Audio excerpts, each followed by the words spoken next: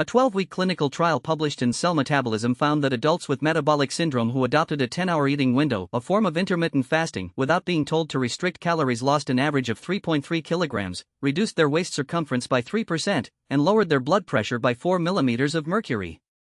No calorie counting. No prescribed diet. Just a 10-hour window for eating each day.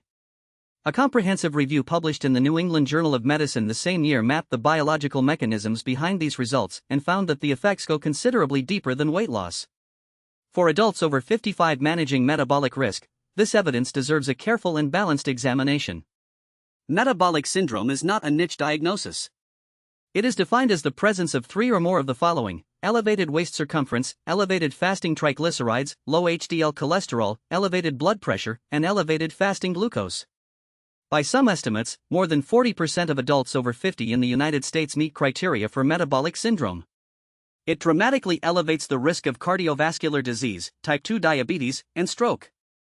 The finding that a simple change in eating timing without requiring caloric restriction, without a prescribed diet, without a new medication, produced meaningful improvements across multiple components of metabolic syndrome in 12 weeks is a result worth examining carefully.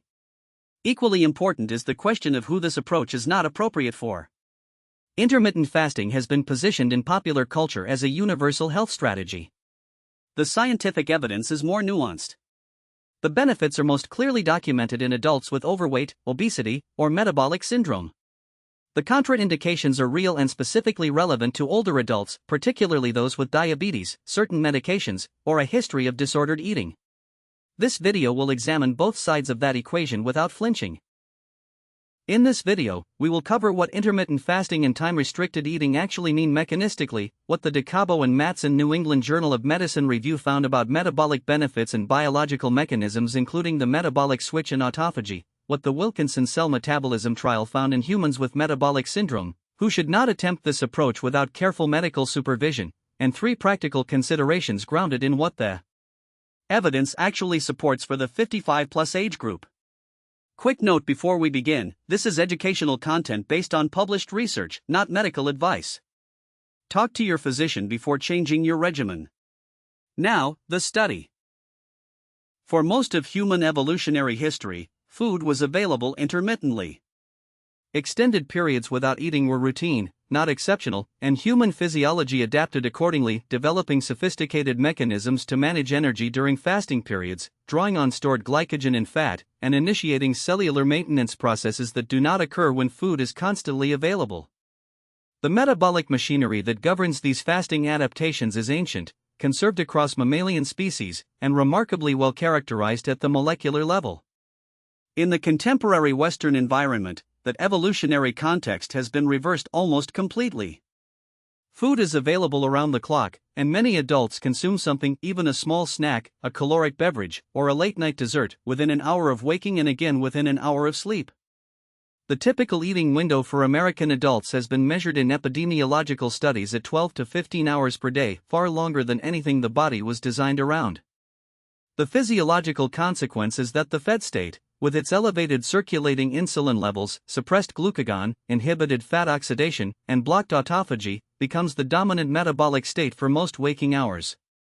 The fasting state, with its insulin decline, fat mobilization, and cellular cleanup programs, is visited only briefly during sleep and is often interrupted by an early morning coffee with milk or a late evening snack.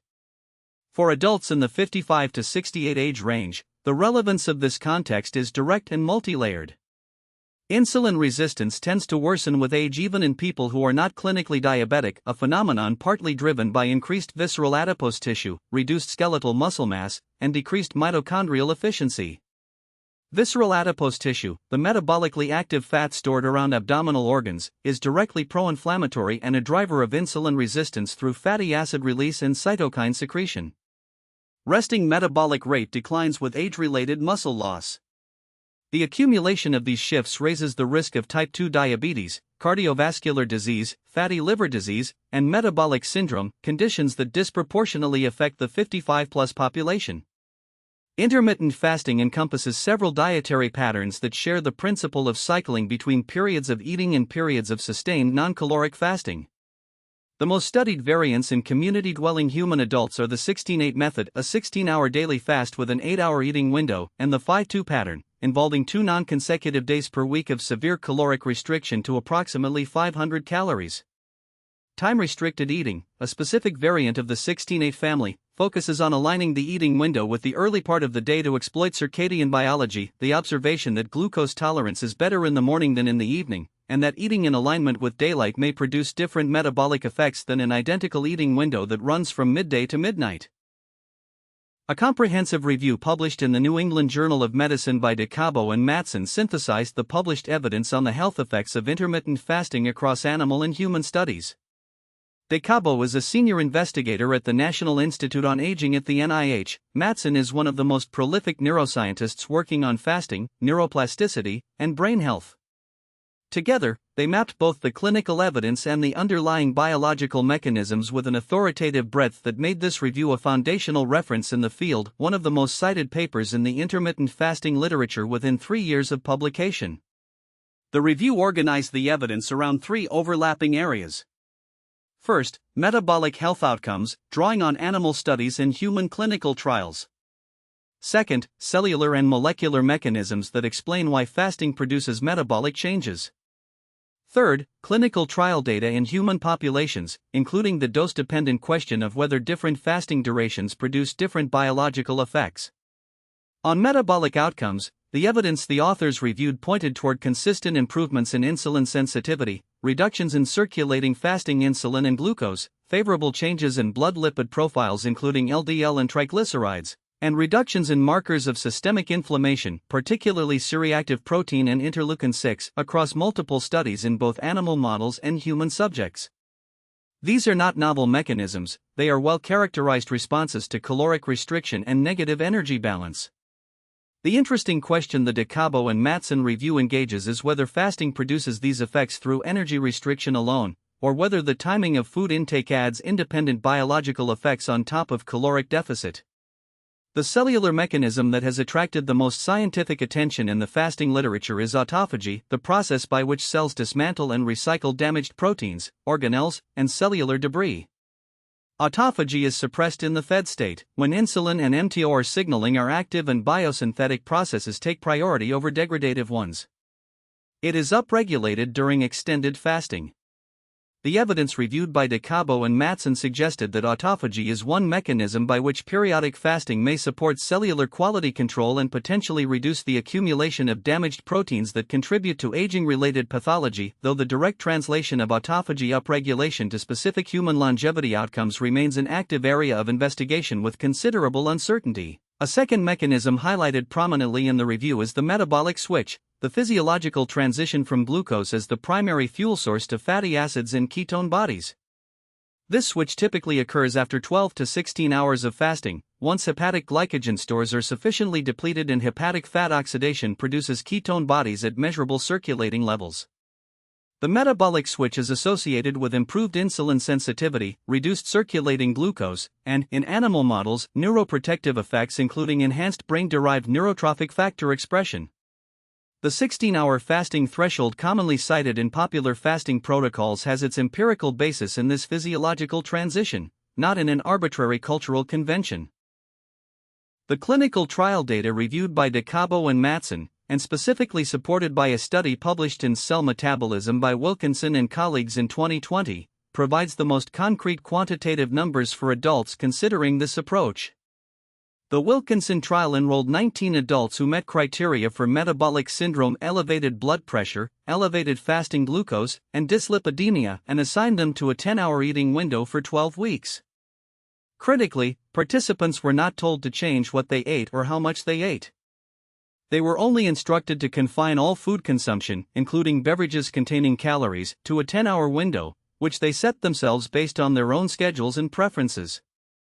The researchers reported a mean weight loss of 3.3 kilograms over the 12-week period. Waist circumference decreased by approximately 3%, a meaningful reduction in visceral adiposity. Blood pressure showed a reduction of approximately 4 mm of mercury in systolic pressure, which is clinically significant for a population where hypertension is a primary cardiovascular risk driver. Fasting glucose improved, as did blood lipid profiles including LDL cholesterol and triglycerides. These improvements occurred across multiple components of metabolic syndrome simultaneously, not from a single drug, but from a change in eating timing. What the researchers found next is even more important for this age group. These improvements occurred without explicit caloric restriction being prescribed. When researchers analyzed caloric intake in the participants, they found that participants had spontaneously reduced their caloric intake during the intervention not because they were told to, but because shortening the eating window naturally reduced opportunities for mindless snacking and eating out of habit rather than hunger. This finding suggests that the timing structure itself modulates appetite signaling and caloric regulation in a way that does not depend on conscious willpower or detailed dietary tracking. The DeCabo and Mattson review also cited animal studies showing that intermittent fasting extended lifespan in multiple model organisms, mice, rats, and non-human primates, and produced consistent improvements in biomarkers of aging including insulin sensitivity, inflammatory markers, and markers of cellular stress resistance. Animal-to-human extrapolation requires caution, and lifespan extension in rodents does not translate directly to a predicted human longevity benefit. But the consistency of findings across species and the mechanistic plausibility, autophagy upregulation, metabolic switching, reduced circulating insulin and IGF-1 signaling makes the hypothesis biologically coherent in a way that warrants continued investigation.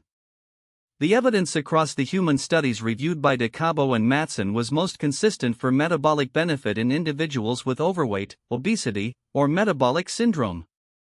The evidence in lean, metabolically healthy adults without excess weight or glucose dysregulation was considerably thinner, and some studies in this population showed little benefit, which is consistent with the biological expectation that an intervention targeting metabolic excess produces the largest effects in people with the most excess. The limitations of this evidence deserve careful attention before anyone over 55 makes a dietary change based on it. The Wilkinson trial enrolled 19 participants, a small sample by clinical trial standards. The absence of a randomized control group in the Wilkinson design means we cannot definitively rule out regression to the mean, placebo effects, or the behavioral changes that accompany any monitored dietary intervention study.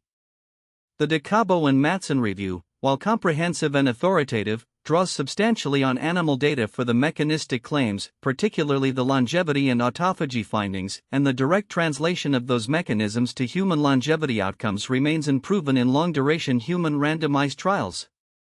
There are no published data showing that intermittent fasting extends human lifespan. The metabolic data in humans is more solid, the longevity extrapolation requires more caution.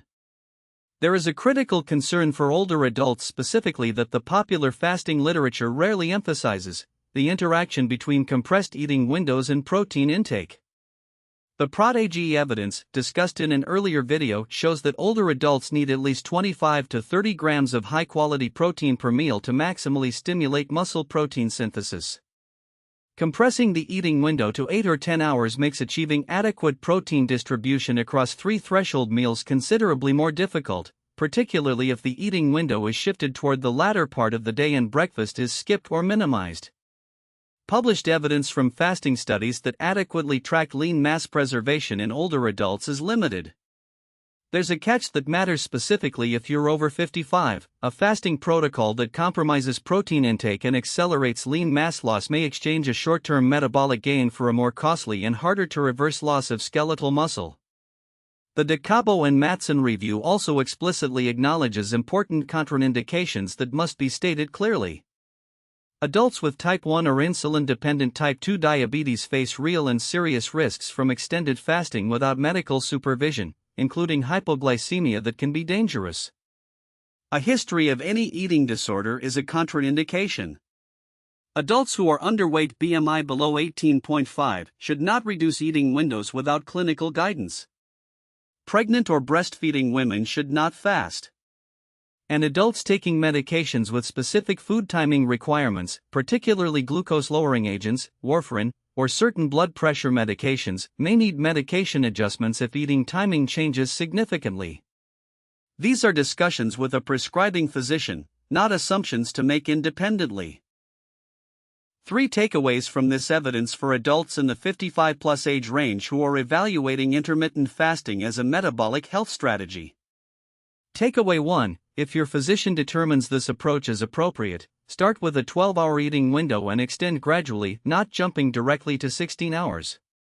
The metabolic switch evidence suggests meaningful changes begin at the 12 to 14-hour mark after glycogen depletion. For a person who finishes eating at 8 in the evening, a 12-hour window means eating starts at 8 the next morning. Extend to 14 or 16 hours over 4 to 8 weeks if the approach is well tolerated. Progressing gradually respects the physiological adjustment period and the realities of social eating. Takeaway 2: anchor the eating window with protein and protect total daily protein intake within it. This is the most critical adaptation for the 55-plus population. A protein-dense first meal, eggs with yogurt, a protein shake, eggs with cottage cheese, can deliver 25 to 30 grams at the opening meal. 2 more protein-anchored meals within the window can meet the PROT-AGE target of 1.2 grams per kilogram. The goal is metabolic benefit from fasting timing alongside adequate protein for muscle preservation, not one at the expense of the other. Takeaway 3: review your medication list with your prescribing physician before starting. For adults taking diabetes medications, particularly sulfonylureas or insulin, a shortened eating window can produce hypoglycemia without appropriate adjustment. Blood pressure medications and anticoagulants may also require review. These interactions are manageable with physician involvement, but this is not a self-prescribed intervention. The biomarker guide linked in the description outlines the fasting glucose and insulin markers most relevant to tracking progress. The DeCabo and Matson review in the New England Journal of Medicine, supported by the Wilkinson clinical trial data in metabolic syndrome populations, points to intermittent fasting as a biologically plausible and clinically promising approach to metabolic health, with the most consistent evidence in adults with overweight, elevated fasting glucose, or metabolic syndrome. The mechanisms, metabolic switching, autophagy induction, spontaneous caloric modulation, are coherent and increasingly well documented. The critical caveats for the 55-plus audience are protecting skeletal muscle mass through adequate protein distribution, managing medication interactions through physician consultation, and starting gradually with a 12-hour window before extending. This is an approach with real metabolic promise and real contraindications, and the evidence supports engaging with it thoughtfully rather than either dismissing it or adopting it uncritically.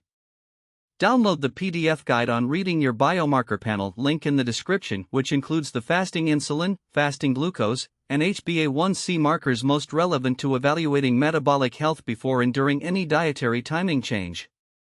Subscribe to continue building this evidence base, video by video. This is educational content, not medical advice. Always consult with your physician before changing your regimen. Studies are preliminary, individual responses vary.